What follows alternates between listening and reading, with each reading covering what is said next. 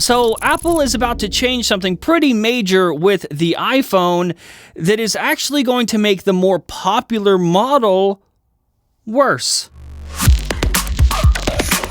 First up for the day, story numero uno, breaking news!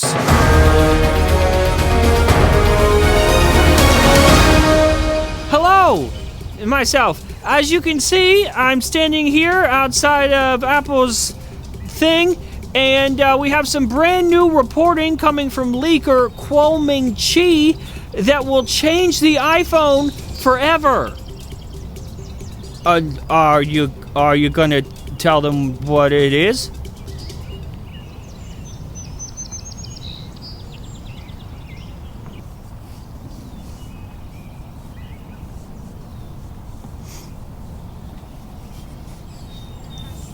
Huh? What?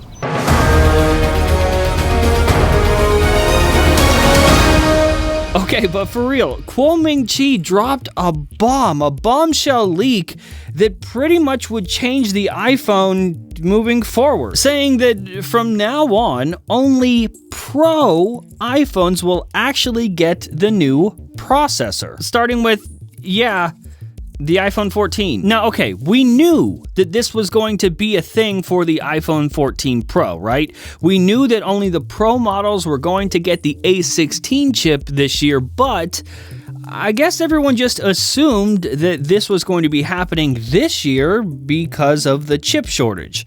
And then when that gets better, maybe next year, everything will just go back to normal. But, no. Moving forward, this will even further differentiate the Pro models from the not Pro models. And you know what? That's fair. The people buying the regular models of the iPhone, they do not even know what chip is inside their phone. They don't care to know what chip is inside there.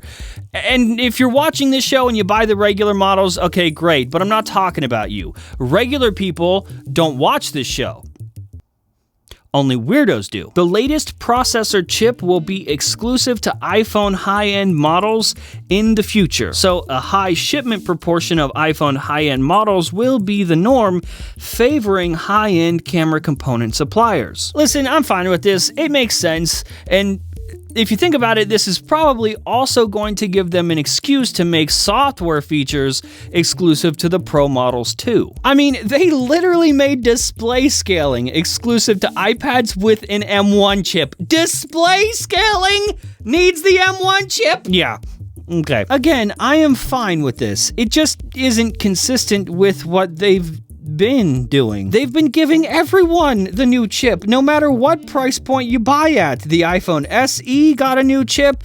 Even the iPad Air has M1 now. I don't know, this just seems backwards from what they've been doing.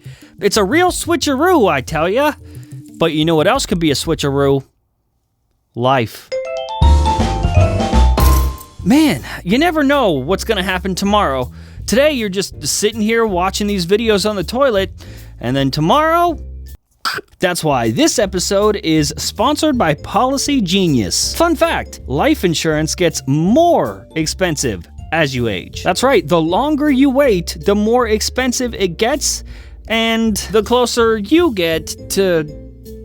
If something happens to you, your family should be crying and doing the usual grieving stuff. Don't leave them to pick up the mess that you left behind by being unprepared. By going to PolicyGenius.com, you can rate and compare personalized quotes from the top companies to find the lowest price. And Policy Genius could save you up to 50%. In fact, they've helped over 30 million people get covered. They don't even add extra fees. So go to PolicyGenius.com/FPT to get your free life insurance quotes within minutes. And thanks to Policy Genius for sponsoring this episode of Papata.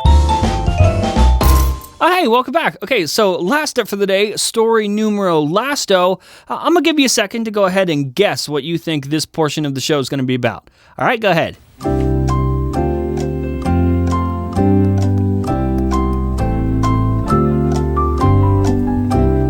You good? Apple Watch Series 8, but not actually Series 8 because This is about the newer model that we've never seen before, the supposed Extreme Sports Edition Apple Watch. So after reports came out of a larger Apple Watch, which we talked about in the last episode, Mark Gurman put out his own report basically saying, yes, it's larger and it's also the Sports Edition watch thing. It will indeed have a larger screen, a stronger metal casing, whatever that means, and will be targeted towards athletes, hikers, and generally just people who enjoy moving. You know, good for extreme conditions like camping and kayaking, or like when I feel dangerous, I move a little too fast over to the fridge. FPT employee Ian's Elbow tweeted a reply to Mark saying, "But is it flat?" Where, of course, Mark proceeded to say, and this is exactly what his voice sounds like, I know it,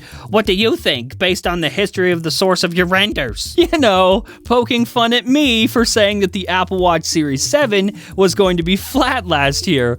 Oh, you know how it is. Oh, that silly Mark Gurman. You know him, always with the sly remarks because he knows I'm not going to reply. Except this time, I did. Because Mark seemed to forget in all of his wisdom that he himself, 7 months after me and 48 hours before the Apple event where the watch was announced, in his super exclusive paid newsletter, also said that the watch was going to be flat, but he actually went farther, saying that the sides and the screen were going to be flat. But apparently he forgot, but that's okay. 'Cause I didn't.